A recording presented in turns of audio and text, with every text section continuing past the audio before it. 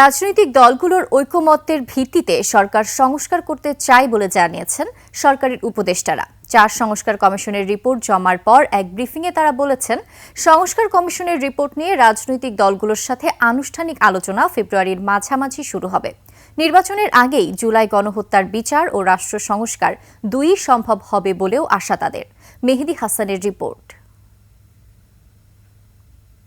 প্রধান উপদেষ্টার কাছে 4 সংস্কার কমিশনের রিপোর্ট দেওয়ার পর ফরেন সার্ভিস একাডেমিতে গণমাধ্যমের মুখোমুখি সরকারের 3 উপদেষ্টা বলেন, এ মাসের মধ্যেই 6 কমিশনের পূর্ণাঙ্গ রিপোর্ট চলে আসবে। সুপারিশ নিয়ে আলোচনা হবে রাজনৈতিক দলগুলোর সাথে। একদিকে যেমন রাজনৈতিক দলগুলোরও কিছু দাবি আছে, অন্যদিকে জনগণেরও কিছু দাবি আছে, একসাথেও কিছু দাবি আছে।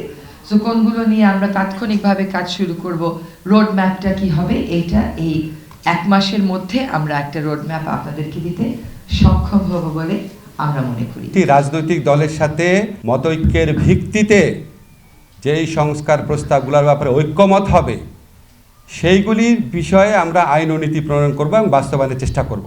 এবছরের মাঝামাঝি নির্বাচন দাবি করেছে বিএনপি। এ ব্যাপারে সরাসরি মন্তব্য না করলেও আইন উপদেষ্টার আশা প্রয়োজনীয় সংস্কারগুলো করে যেতে পারবে এই সরকার। রাজনৈতিক দল নিষিদ্ধ করার জন্য বাংলাদেশে বিভিন্ন আইন রয়েছে, আর যুদ্ধাপরাধের দায়ে কোনো দলকে শাস্তি দেওয়া যেটা সংবিধানে রয়েছে। তো আমরা করিনি বা আমরা করব না সেরকম কোনো কথা না। আমরা বিচারিক প্রক্রিয়ার দিকে তাকিয়ে আছি।